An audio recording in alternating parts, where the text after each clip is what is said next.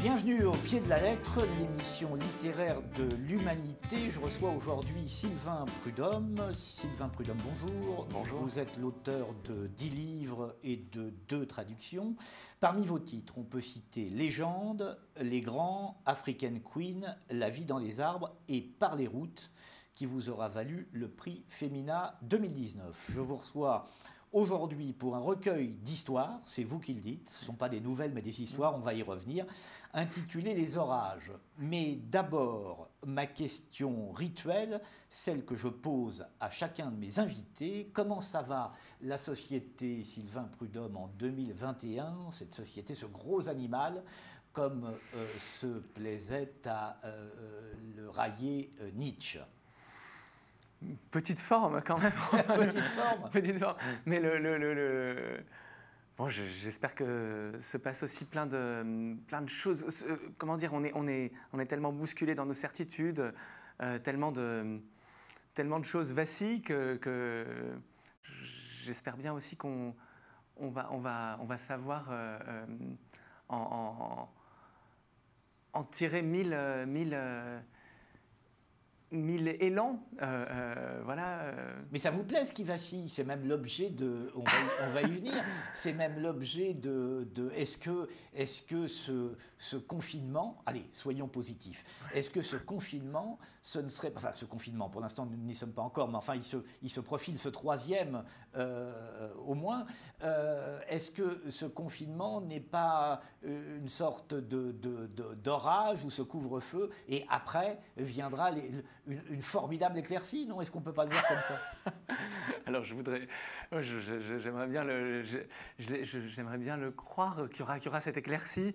Je ne sais pas, pour le moment, en tout cas, il y a un orage qui est bien supérieur à tous ceux que j'essaie de raconter, moi, qui sont d'infimes orages. Non, mais il y a clairement, en tout cas, un balaiement de beaucoup de certitudes. Moi, je trouve ça toujours intéressant quand nos certitudes sont ébranlés. On était dans un monde avec beaucoup de certitudes, un peu trop de certitudes, une marche forcée presque dans des directions qui du coup se trouvent largement dynamitées. Ça, je pense que c'est intéressant quand on doute un peu. Moi, j'allais vous le dire, je me posais en moi-même la question en écoutant votre réponse. Est-ce que la période ne serait pas finalement assez féconde pour un écrivain? Alors, féconde, je pense de façon souterraine, de façon... moi, j'ai par exemple absolument pas envie d'essayer d'écrire ni des nouvelles, ni des romans qui parleraient de ce qu'on est en train de vivre. J'ai l'impression que ça met beaucoup de temps à infuser en nous, à mûrir. Je me sens absolument incapable d'en dire quoi que ce soit qui serait singulier. Enfin, et puis je trouve que c'est pas le rôle de la littérature, enfin, de prendre comme ça les choses de front. J'ai l'impression qu'on est plutôt à l'écoute de choses souterraines qui font leur chemin tout doucement. Et je pense qu'en ce moment, il y a énormément de choses qui creusent leur galerie en nous comme ça. Et sans doute que ce recueil d'histoires, bien sûr qu'il est écrit entre deux confinements. Donc, il y a plein de choses qui très probablement inconsciemment lui donnent sa raison d'être. Mais moi, je préfère que ce soit très indirect, que ce soit et même que ce soit un peu inconscient. Enfin, donc je pense que c'est fécond parce que moi, je le sens comme une période de grande précarité dans nos certitudes, dans notre possibilité de nous projeter, de très grandes... on constate nous-mêmes qu'on pense chaque semaine des choses différentes de celles qu'on pensait la semaine précédente. Ça rend assez humble, assez... on est dans le contraire d'un moment où on se risquerait à une quelconque prophétie, à des pronostics et tout. Et ça, je pense que voilà, en tout cas, je vois bien que ça m'a conduit vers des formes assez brèves, des sortes de choses qui sont plutôt dans l'instantané, où je me dis là, oui, je peux capturer, essayer de saisir quelque chose Elle est écrite dans le sentiment de cet instant-là, qui sera peut-être pas celui que j'aurai dans 2 semaines, parce qu'on passe de moments de colère, de ras-le-bol, à des moments d'accablement, et puis des moments où finalement on se dit mais tout ça c'est pas mal, enfin je sais pas comment dire que tout ça soit un peu secoué. Donc j'ai l'impression que ça c'est fécond, je pense. Alors, une question plus générique. Pourquoi est-ce que vous écrivez, Sylvain Prudhomme? En d'autres termes, qu'est-ce que vous attendez de l'écriture? Je pense que vraiment, moi j'écris avec à chaque fois l'envie d'aller m'installer dans des instants, dans des moments vécus, que je revis dans l'écriture ou totalement fictionné, mais il y a quelque chose comme ça de l'immersion dans du sensible, dans du sensoriel. C'est comme si l'écriture c'était une sorte de stéthoscope ou d'instrument grossissant de tout, de toutes les sensations, avec des gros plans, avec aussi une écoute plus fine, quelque chose où tout d'un coup on suspend le flux de la vie qui court toujours trop vite. Enfin voilà, et il y a plein de choses qu'on vit, qu'on sent, qui nous traversent, qui nous électrisent, et puis tout de suite c'est recouvert par quelque chose d'autre qui arrive après. Il y a une succession comme ça. Et donc on interrompt ce flux et on retourne s'installer avec là tout d'un coup un temps qu'on peut suspendre et qu'on peut prolonger indéfiniment dans des instants dont on a senti qu'il s'y jouait quelque chose de décisif. Voilà. Et donc, ouais. Alors je reprends votre image du stéthoscope. Oui. Ce que vous sondez, ce sont les cœurs, le vôtre et ceux des autres? Oui, c'est pas forcément du tout des scènes de ma vie à moi. Bien sûr que oui, parfois aussi. Enfin, évidemment, ça. Mais parfois des choses des scènes qu'on me raconte, des scènes aussi que j'imagine parfois, je sais pas. Mais toujours, si je les raconte, c'est parce c'est des miroirs. Enfin, qu'elles me renvoient à des questions que je me pose. Enfin, je crois vraiment très très très fort au fait qu'il faut que ça nous soit nécessaire ce qu'on raconte, enfin que j'ai besoin de ça, j'ai besoin très sincèrement que dans le geste d'écrire, il y ait un geste ça soit lié à une envie de comprendre, à une envie donc il ne faut pas que ça soit gratuit. Pour moi je peux pas raconter des choses dont je me fiche. Enfin, il faut absolument, ou qui sont très à distance. Il y a quelque chose. Vous avez besoin d'une implication. Oui, j'ai besoin d'un enjeu aussi, et j'aime bien. Enfin, évidemment, je préfère ne pas. Même, je n'écris que sur des choses comme ça. Ne pas savoir, justement, j'y vais avec quelque chose d'exploratoire, un peu comme. Voilà. J'avais une question là-dessus précisément. Mais d'abord, qu'est-ce qui va déclencher chez vous un livre? Il mûrit, il est là, il est à l'état latent, à l'état inconscient. Qu'est-ce qui va le déclencher? Qu'est-ce qui va déclencher l'acte d'écrire? Le moment où vous vous mettez devant la page blanche. Pendant longtemps, il y a quelque chose qui flotte un peu devant nous, qui est comme un territoire, comme un voyage presque qu'on a envie de faire, une destination qu'on a élue. On se dit, j'ai envie d'aller le voir là-bas. Ça tient au lieu? Ça tient parfois à un lieu, à un décor. Là, je ne sais pas, quand j'avais fait Légende, c'était l'Accro, un paysage un peu ingrat, mais très, très âpre, impitoyable. Je me disais, voilà, là-bas, je sens que les choses vont être à nu, en quelque sorte. Donc, parfois, c'est un décor, parfois, c'est aussi un territoire intérieur, un peu quelque chose des questions, des zones de... Des régions, je ne sais pas, du désir ou du rapport à la mort, un rapport je ne sais pas, au temps qui passe. Enfin, on dit, voilà, pendant très longtemps, ça reste relativement indéterminé, et on sait de quoi sera. Il y a un matériau qui commence à être là, je ne sais pas, des récits qu'on nous a fait, ou nous, des scènes vécues dans lesquelles on a envie de retourner. Et puis il y a un moment où tout d'un coup, ça précipite. Moi, je sais qu'en tout cas, tout d'un coup, j'ai l'entrée, je vois comment les choses vont pouvoir se... C'est vraiment quelque chose de l'ordre de l'attaque. Je sais par où je vais regarder tout ça, par où je vais entrer dans ce territoire. Et je ne sais pas, en revanche, après, ce qui va s'y passer. Mais voilà, comme si je décidais que c'était par là, voilà, que j'allais arriver sur cette île. Parce que je vous pose la question parce que je pense notamment à Par les routes, je le rappelle, le roman qui vous a valu le prix Femina en 2019. Et je me posais la question de savoir comment vous procédez pour un roman. Est-ce que vous avez un plan ou est-ce que c'est l'écriture qui va vous guider? Donc vous avez trouvé votre territoire, vous le disiez, votre décor. Vous commencez par la première phrase, j'imagine, voilà. À moins que vous ne reveniez sur cette première phrase ou que le premier jet ne soit pas définitif, vous allez nous expliquer tout ça. Et qu'ensuite, c'est votre écriture qui vous guide. J'avais le sentiment que vous ne procédiez pas par un plan, que vous n'aviez pas de plan établi. Est-ce que je me trompe ou est-ce que... Vous avez raison, c'est vrai, hein, c'est exactement comme ça que je procède. Évidemment que sans cesse, en même temps qu'on avance dans le roman, moi j'écris du début vers la fin, enfin voilà, et donc bien sûr sans cesse on se projette dans la suite, on imagine des points de passage en fait, mais ça se construit vraiment en écrivant. Moi je fonctionne beaucoup à l'intuition en essayant d'accueillir dans l'écriture les événements du présent de l'écriture. Et par exemple pour parler route, il y a un moment, moi j'avais depuis longtemps, j'accumulais des choses autour de cette question de l'autostop, j'en avais fait beaucoup, j'accumulais des souvenirs, des carnets dans lesquels je remplissais je notais la parole de plein d'automobilistes, je notais des rencontres, mais vraiment le point de départ du livre, c'est le moment où la première phrase est donnée. Et j'ai retrouvé des carnets où elle est à peu près telle qu'elle. Et la première phrase est décisive à chaque fois chez vous? En tout cas, elle pose énormément de choses parce qu'elle pose une distance par rapport à ce qu'on raconte. Là, dans la première phrase de Parler route, il y a l'idée de deux amis, d'un ami qui retrouve de Sacha, qui retrouve l'autostoppeur 20 ans après, donc d'un passé commun, de 20 ans après, de quelque chose, d'un bilan. Et en fait, il y a énormément de choses qui sont là en place dès cette première phrase. Et en fait, pour moi, ça a décidé d'une sorte de... pratiquement tout était là. Et il y a dans cette situation de départ, il y a deux amis qui se retrouvent.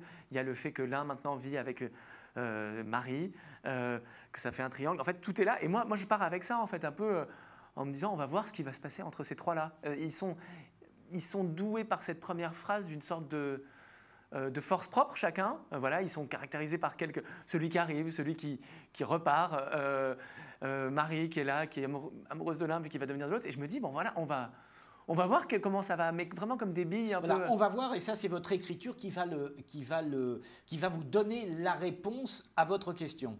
Voilà, vraiment moi j'ai par exemple dans le cas de Parler route, je me souviens très bien que il y a des choses par lesquelles je sais que je veux passer. Par exemple, je voulais absolument qu'à un moment les deux copains se retrouvent, qu'il y ait une sorte de...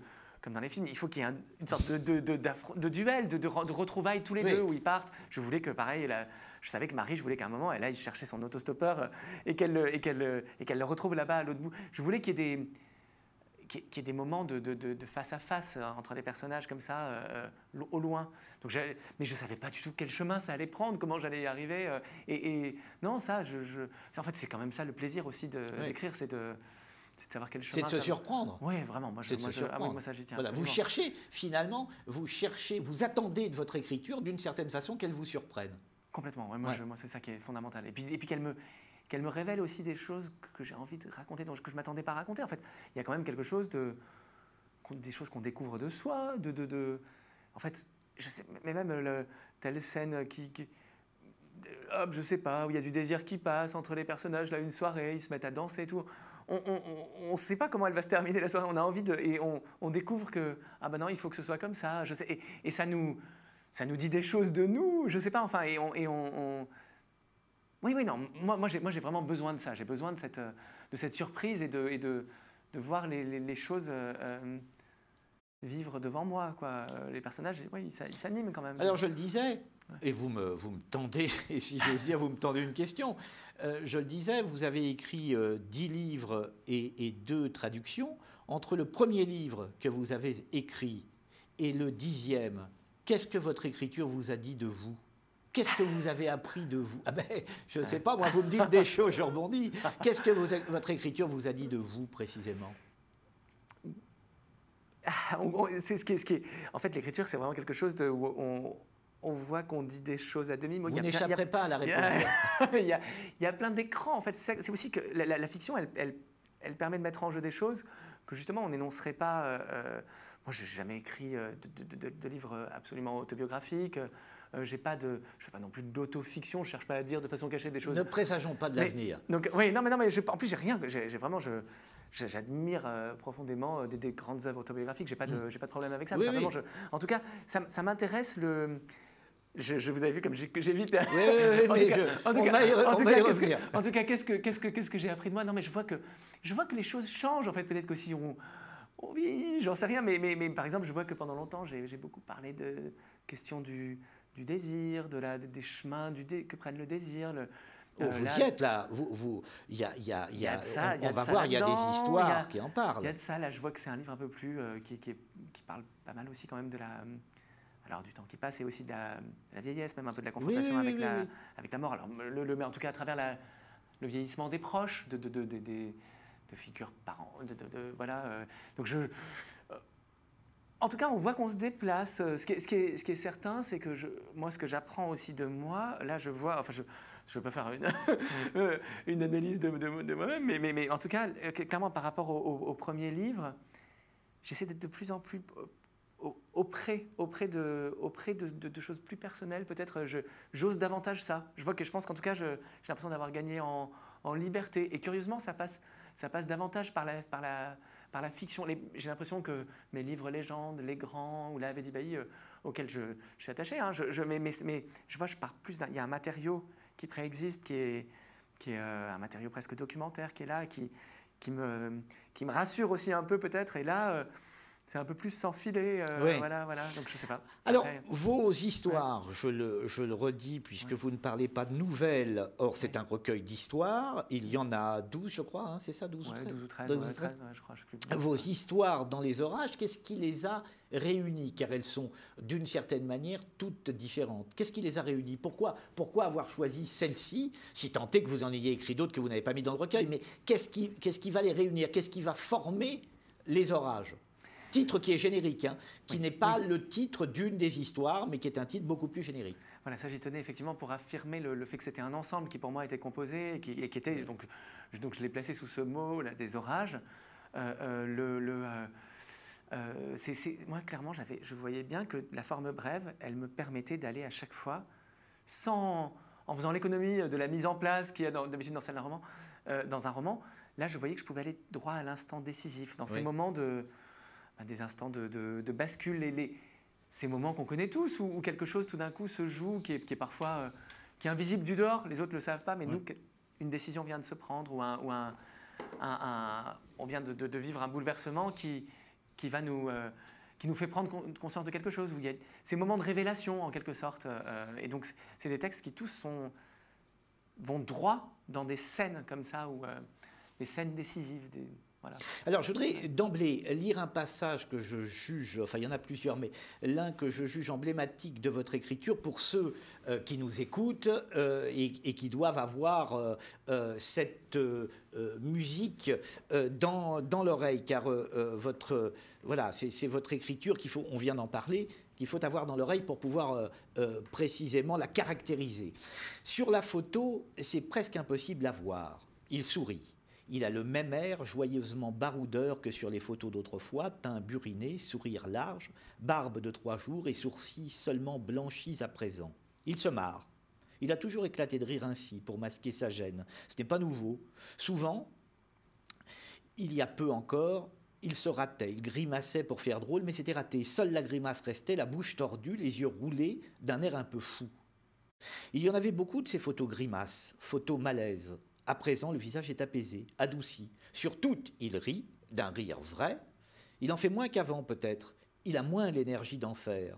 Ce sont de belles photos, des photos heureuses. Ils sont là, père et fille, proches, serrés, unis devant l'objectif. Au mouvement de leur corps, au léger effort que fait l'épaule de la fille pour se tendre vers l'avant, on devine que c'est elle qui tient le téléphone à bout de bras et prend le selfie. Derrière eux, on aperçoit le mur jaune de la petite chambre d'hôpital d'une modeste ville du Finistère, l'étroit cadre métallique de la fenêtre condamnée. Il y a 6 photos, 6 instantanés pris en quelques secondes. 6 images sur lesquelles leurs expressions se modifient d'une pose à l'autre, la détente d'un éclat de rire succédant à un instant de gravité feinte, le flou d'un mouvement immaîtrisé à plusieurs secondes de concentration soutenue. Comprend-on, à les regarder, ce qui arrive ?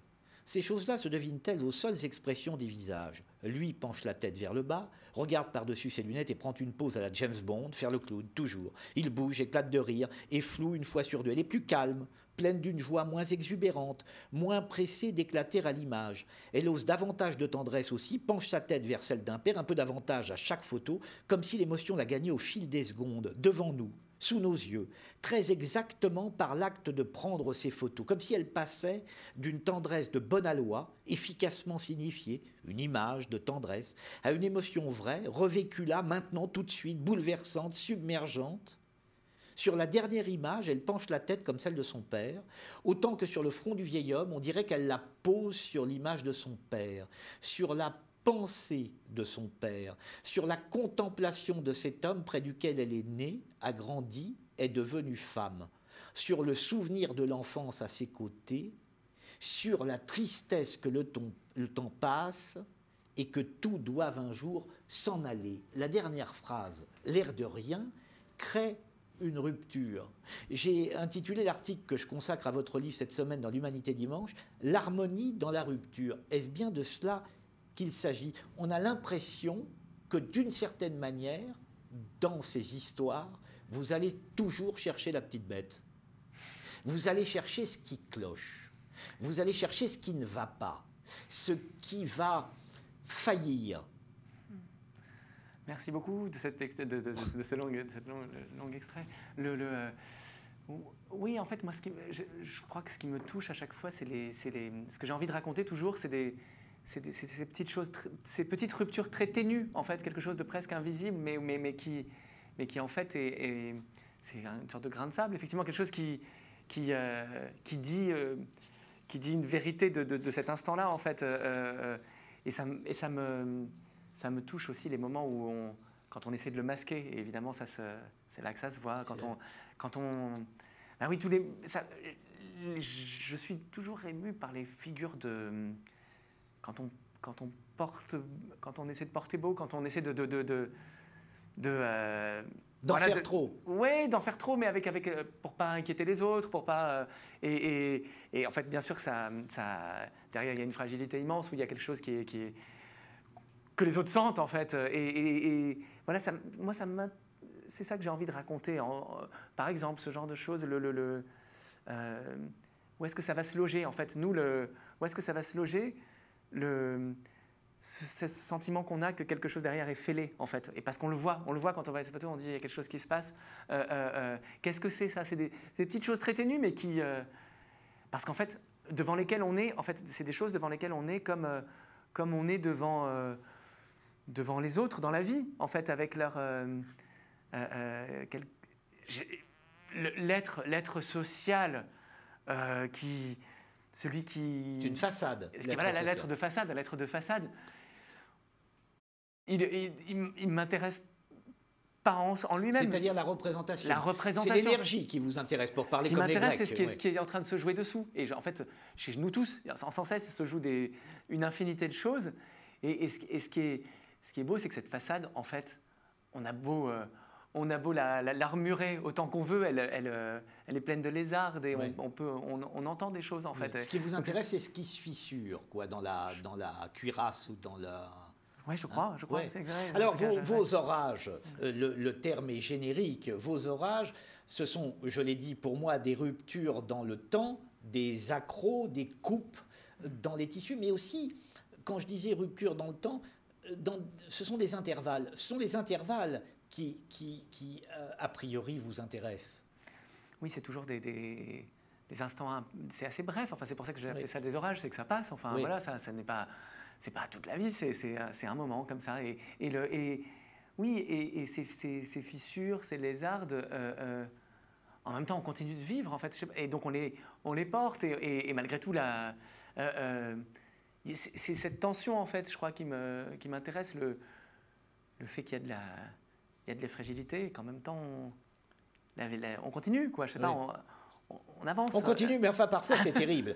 Il y a une de vos histoires s'intitule L'île.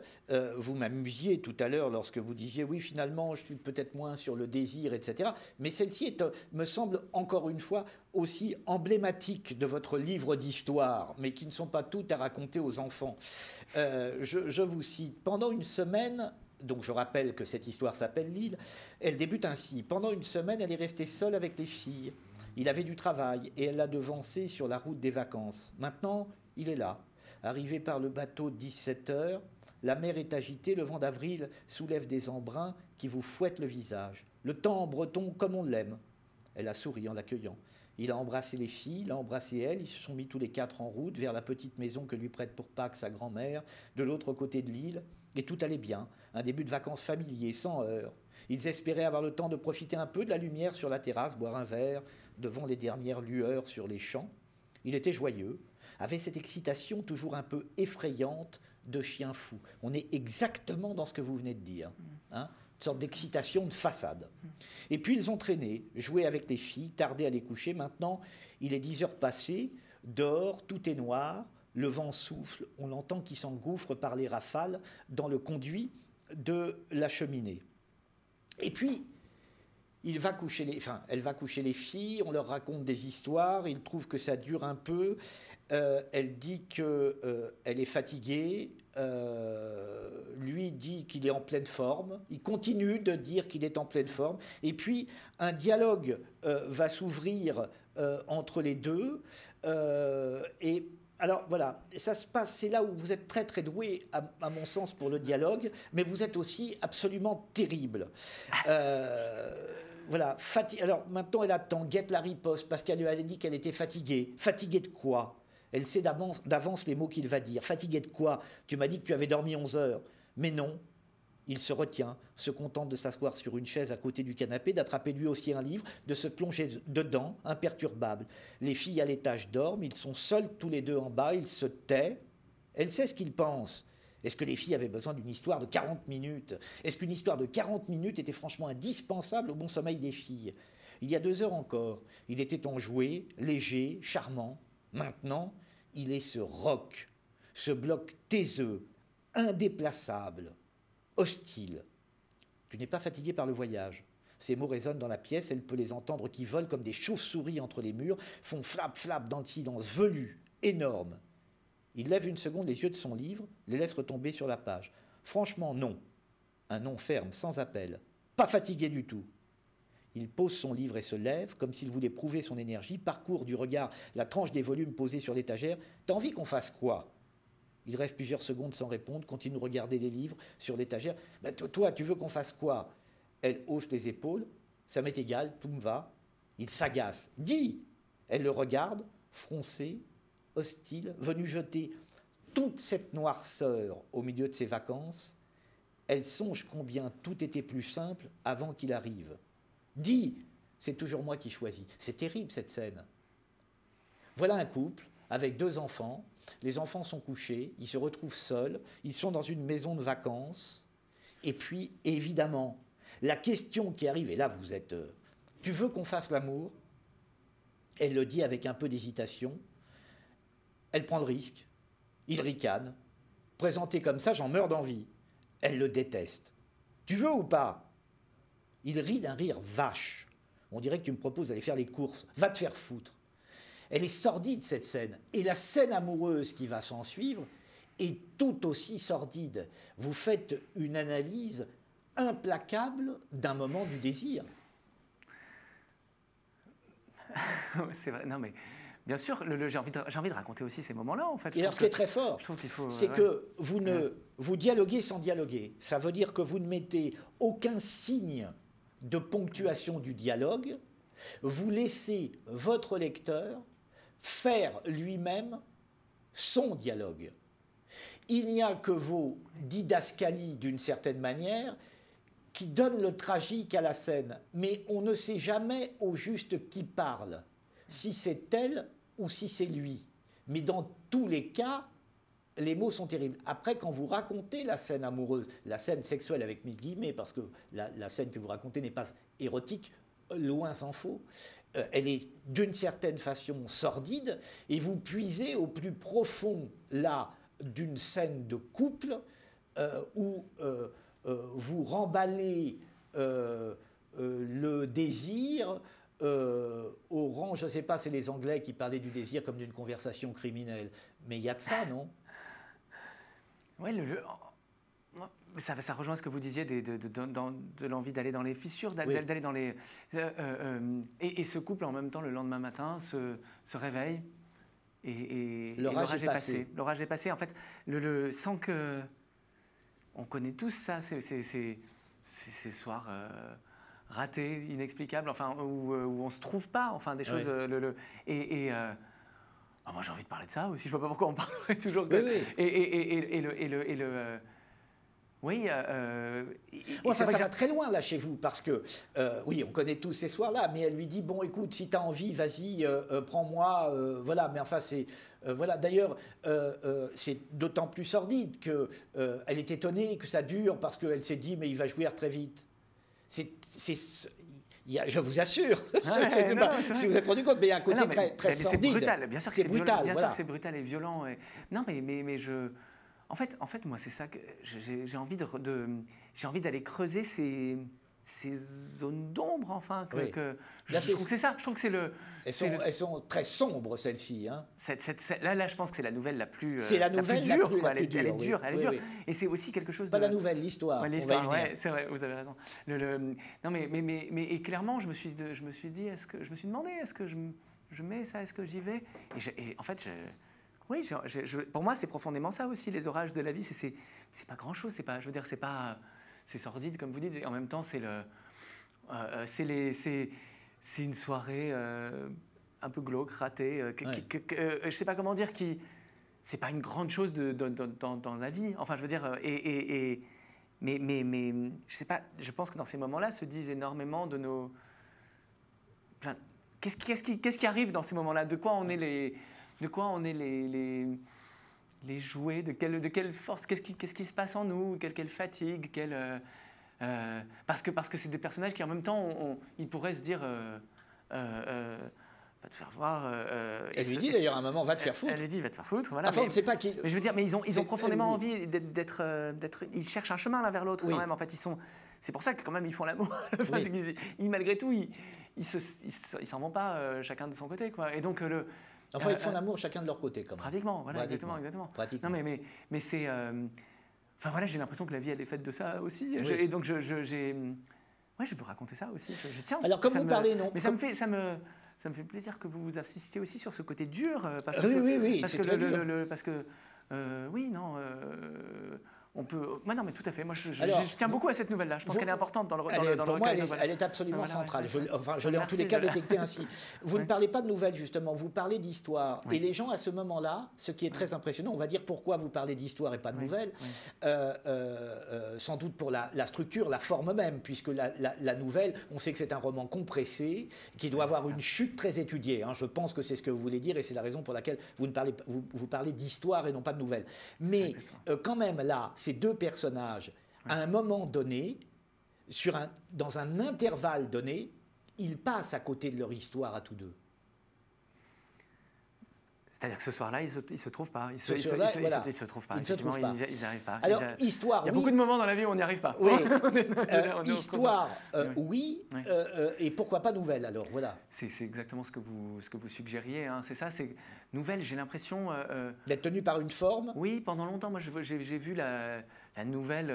je l'entendais, ce mot, avec souvent ce qu'on y associe de sorte de brio, de maîtrise comme ça qui serait poussée à son absolu, en quelque sorte, comme un roman qu'on boucle à la fin avec la fameuse chute. On dit toujours, la nouvelle, il faut pas rater sa chute. Et moi, je voyais que c'était pas forcément ça qui m'intéressait dans la forme brève. Moi, j'aime au contraire laisser le suspens. Qu'on voit quelques instants comme ça de la vie. Par exemple, 24 heures de la vie d'une femme comme titre. Oui. Je trouve que c'est merveilleux comme ça, comme titre. C'est une sorte d'absolu, de projet absolu, quoi. Voilà, hop, on la quitte ensuite sans... Il n'y a pas de raison que ces 24 heures-là que sa vie se soit bouclée, que tout d'un coup se soit passé un truc. Non, ça continue, mais simplement on la quitte. Nous, on la quitte, mais elle continue de vivre, il continue de se passer plein d'autres choses, et simplement la caméra se tourne ailleurs, et je voulais que ça reste comme ça, en suspens. Et pour moi, c'est plus effectivement l'histoire à quelque chose de plus simple, en fait. Ouais. On dit toujours ça, je vais raconter une histoire, il m'est arrivé une histoire incroyable. Et ce mot, dans sa simplicité, son côté ordinaire, il me paraissait juste, voilà. Mais oui, c'est le mot histoire. On raconte des histoires aux enfants, on raconte des histoires absolument. Exactement. Alors, une autre encore est symptomatique, celle-ci de votre livre. Je vais en lire le début. C'est celle qui s'appelle Fellini. Alors, un type est en train de regarder. D'ailleurs, c'est pas un type, c'est un écrivain qui est en train de regarder 8,5 de Fellini. Il s'est assis tard devant un film. Le film est célèbre. On lui a 1000 fois dit de le regarder. C'est presque fou qu'il ne l'ait jamais encore vu. Un film qui raconte l'histoire d'un homme en train de faire un film. L'homme est perdu, ne sait plus ce qu'il veut, ne veut plus grand-chose. Puis il avance, et moins il sait à quoi ressemblera son film. C'est exactement vous écrivant une nouvelle. Le jour du tournage approche, et l'angoisse en lui monte, invisible au dehors, toute puissante au dedans, envahissant chaque recoin de son être, l'empêchant de plus rien désirer, de plus aimer encore. À aucun moment, l'homme n'explose. C'est plutôt comme une combustion lente, tout entière refermée, une immense fatigue qui le submerge et le consume de l'intérieur, un ensevelissement dans les plis d'une lassitude devenue universelle, absolue, lassitude de lui-même, de sa femme et de toutes les femmes, de tous les hommes, de tous les films, de toutes les idées, de tous les mots. Il conserve son élégance, continue au dehors de porter beau, mais au dedans, il est mort. Ça, c'est Mastroianni. Ouais, c'est Mastroianni dans 8,5 de Fellini, qui est un très beau film, qui est un classique. Alors, ce qui est intéressant, c'est que là, le personnage qui regarde ce film est lui-même un peu mort. Il est en train d'écrire un roman, il est totalement perdu, il ne sait pas, c'est l'abouli, il n'a plus de volonté, et toute l'histoire consiste à montrer comment, après cet intervalle, après cet orage, où il va s'identifier d'ailleurs au personnage du film, il va retrouver sa volonté qui va correspondre d'une certaine façon à une éclaircie. C'est vrai qu'elle est cette histoire, elle est importante pour moi effectivement parce qu'effectivement il y a non mais exactement comme vous le décrivez, c'est la question de la transformation de ce marécage dans lequel est Mastroianni, enfin, et donc dans lequel on s'imagine qu'est Fellini au moment où il fait ce film. On voit bien que Mastroianni est un double de Fellini et un peu, voilà, dans ce que vous avez décrit, voilà, et la transformation de tout ça en un film qui est magnifique. Moi, j'avais jamais vu 8,5. C'est une histoire que j'ai écrite vraiment.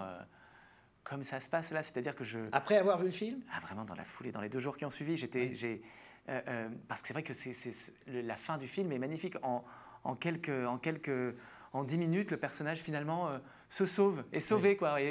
Et René et la vita et una festa, voilà, il y a ça, et hop, et la fanfare arrive, et hop, et en fait... Oui, la vita est belle. On est sauvé, voilà, on peut être sauvé parce que aussi on a fait aveu de faiblesse en quelque sorte. Il y a quelque chose comme ça de la rédemption un peu,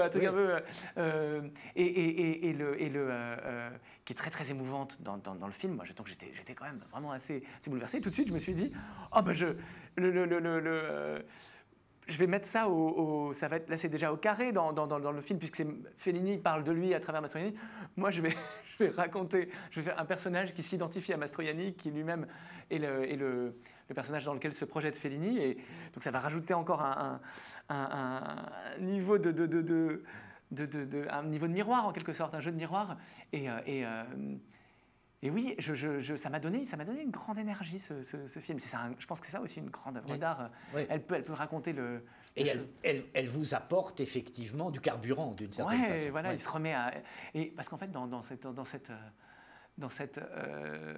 ce film, il y a celle qui est la femme de Mastroianni, qui a presque pitié de lui, il est pitoyable devant elle, et elle lui dit, mais vas-y, caresse-toi, continue de raconter, de faire passer, de raconter des histoires. Moi, je la connais, la vérité. Ouais. La seule chose, c'est que moi, je ne la dirai pas parce que c'est toi qui fais des... Mais elle lui dit caresse-toi comme ça avec beaucoup de mépris. Ouais.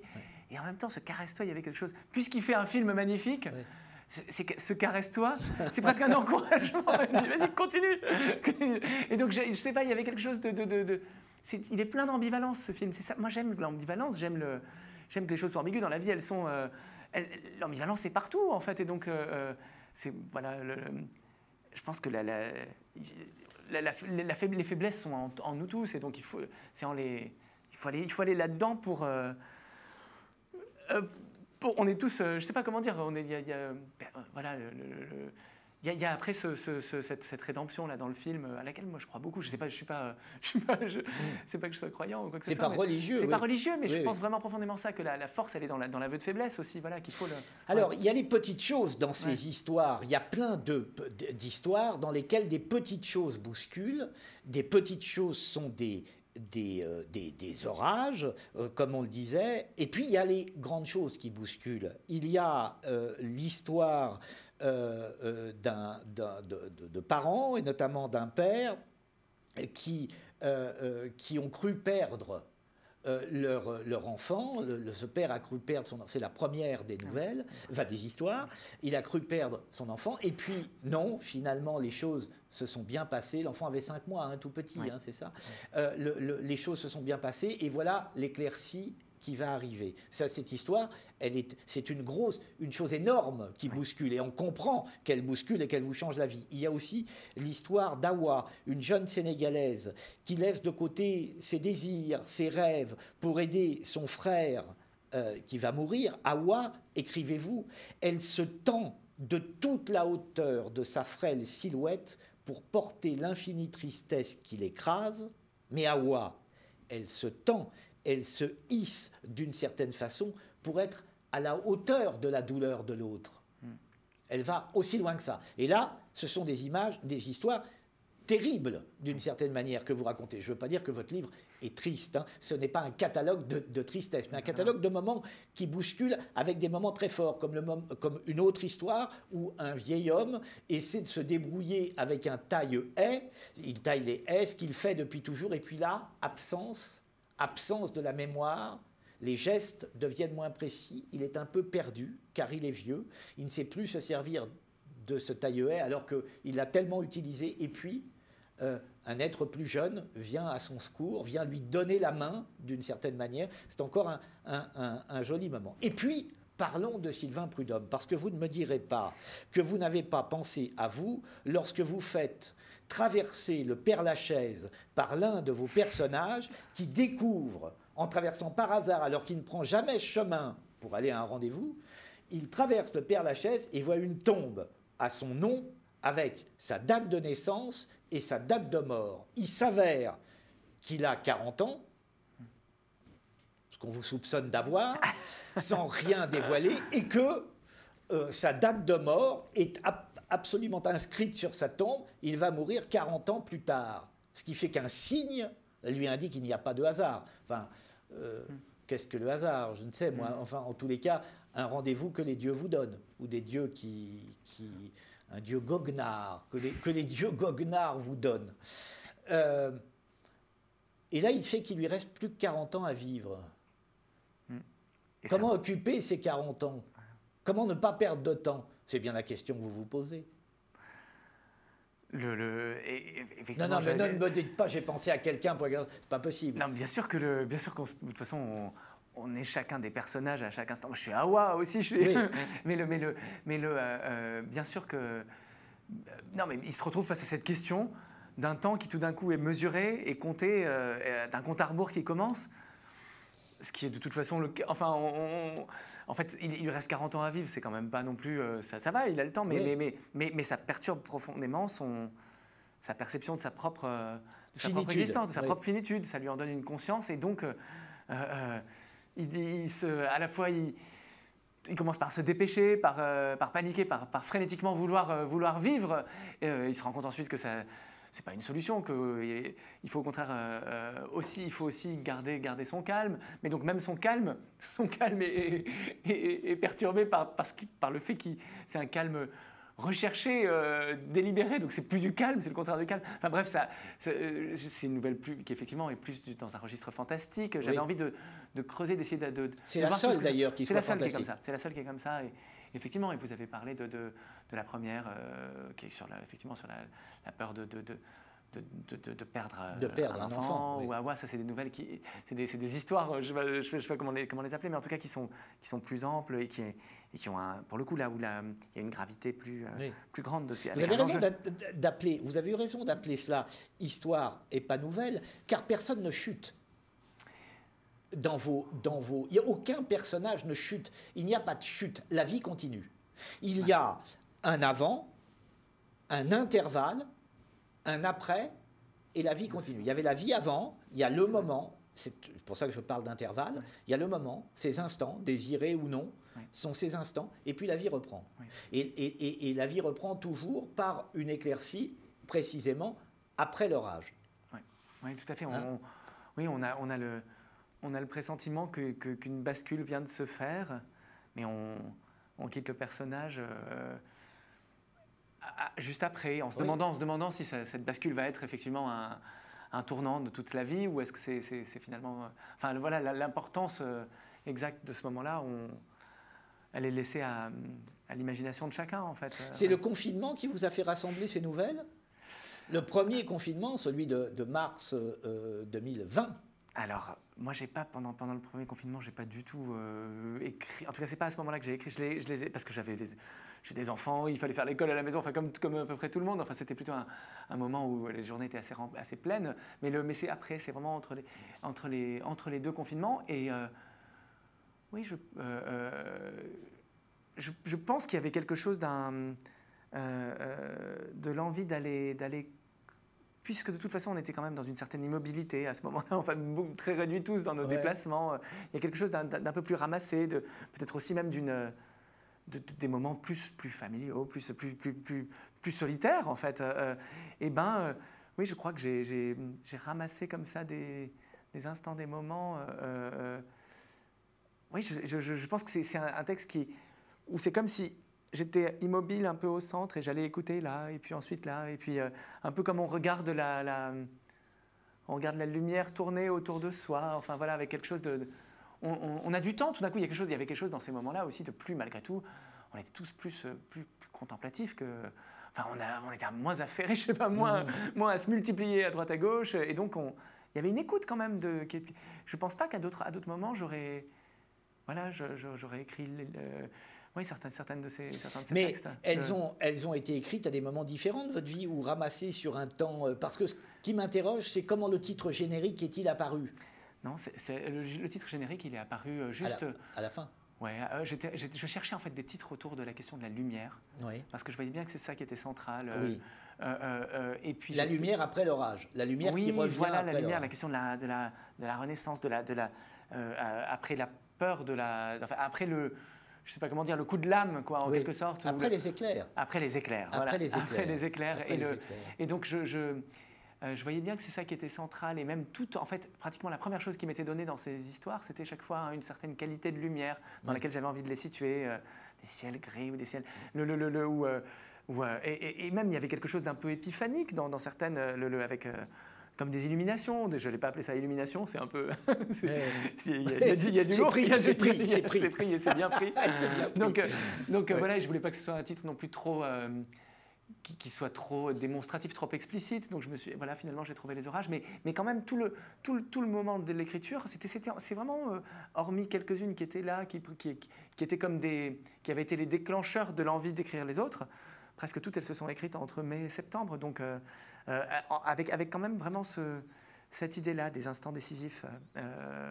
Donc non, il y avait une unité assez forte. Et même, par exemple, L'île, j'y tenais pour le contraste avec ce qui... L'île, c'est l'histoire de ce couple-là qui se retrouve... La femme est partie avant le mari et ils vont se retrouver... Cette nouvelle plus dure, quoi, assez brutale, assez violente. En fait, je voulais aussi cette tonalité-là.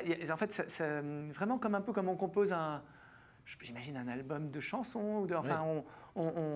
on construit aussi en fonction du rythme, des couleurs. J'avais envie de... Et des lumières. Des lumières, il y a des lumières différentes à chaque fois. Vraiment, mais je reprends votre métaphore du stéthoscope. Vous sondez dans l'orage, lorsque vous sondez les cœurs, vous sondez aussi le bruit du tonnerre dans les cœurs, quoi. Quand ça tonne, c'est aussi ce qui vous intéresse. Il y a effectivement ces lumières, il y a cette éclaircie, et puis il y a le moment où ça tonne très fort, parfois pour une petite chose, parfois pour une chose énorme, comme le risque de perdre un enfant, mais vous écoutez et vous tentez d'être au plus près, vous tentez de saisir la pulsation. Complètement, voilà. Y compris avec ce que l'orage a d'incompréhensible et d'incompréhensible, d'énigmatique pour celui ou celle qui le vit. Oui. En fait, parce que on est soi-même, par exemple, ce père qui est à côté de son enfant, qui est entre la vie et la mort, il dort la nuit fatidique, la nuit où va se jouer, il voudrait être là, mais en fait ça fait et finalement il constate... Ça fait plusieurs jours qu'il ne dort pas, oui. Ça fait plusieurs jours qu'il ne dort pas, cette nuit-là il dort. À quel point sans cesse on est surpris par nous-mêmes, par nos réactions, par ce qu'on ressent, et ça m'intéresse en fait, l'idée que non seulement les autres sont une énigme devant nous, et à déchiffrer sans cesse, mais que nous-mêmes le sommes, mais même ce couple par exemple là qui finalement le lendemain se demande ce qui s'est passé la veille, il n'y aura pas de réponse en fait. On ne sait pas, parce que dans la vie on sait alors, pas. si l'autre est une énigme, le temps est aussi une énigme. Et dans votre livre, il est aussi beaucoup question du temps, de la lumière, mais du temps, du tonnerre, des orages. Voilà. Écoutez, je crois qu'on a fait un peu le tour de ces histoires, mais enfin, c'est l'écriture qui va, d'une certaine manière, vous les révéler beaucoup mieux qu'on ne le fait en parlant. C'est la raison pour laquelle vous devez lire impérativement Les Orages de Sylvain Prudhomme. C'est paru chez Gallimard et on se retrouve la semaine prochaine. Bonne semaine à tous. Merci infiniment.